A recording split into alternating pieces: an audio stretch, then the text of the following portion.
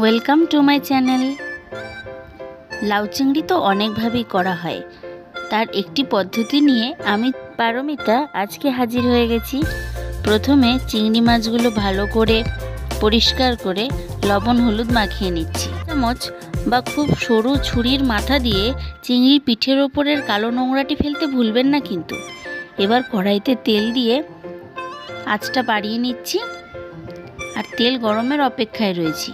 ব্যাস, এবার তেল গরম হয়ে গেলে লবণ এবং হলুদ মাখানো চিংড়ি মাছগুলো তেলে দিয়ে হালকা করে ভেজে নেব।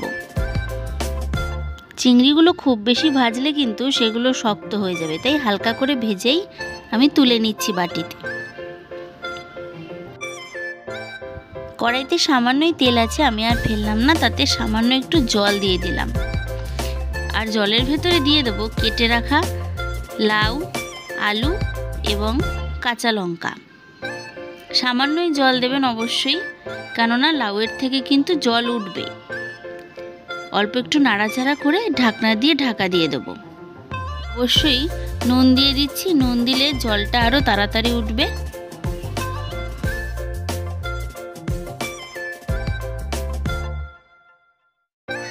আট থেকে 10 মিনিট পর ঢাকনাটি তুলে দেখব কি অবস্থায় আছে। দেখুন, লাউটা বেশ সফট হয়ে গেছে। আমি মাঝে আঁচটা একটু সিম করে দিয়েছিলাম। খুন্তির মাথা দিয়ে একটু চাপ দিয়ে দেখছি লাউটা সেদ্ধ হয়ে গেছে, আলুটাও সেদ্ধ তো অবশ্যই হয়েছে। এবার আমি একটু ঝোল শুদ্ধই সবগুলোকে আলাদা একটি পাত্রে নামিয়ে নিলাম। এবার কড়াইটি ধুয়ে কড়াইতে তেল গরম করে তাতে রাঁধুনি ফোড়ন দিয়ে দিয়েছি। দিয়ে দেওয়ার পরে ঢেলে নিলাম সেদ্ধ হয়ে যাওয়া লাউ, আলু এবং কাঁচা লঙ্কা। এবার তার মধ্যে দিয়ে দিলাম ভেজে রাখা চিংড়ি মাছগুলো। একটু নাড়াচাড়া করে নেব। স্বাদের জন্য দিয়ে দিচ্ছি সামান্য একটু চিনি। আর শেষে দিয়ে দিলাম কুচিয়ে রাখা ধনেপাতা।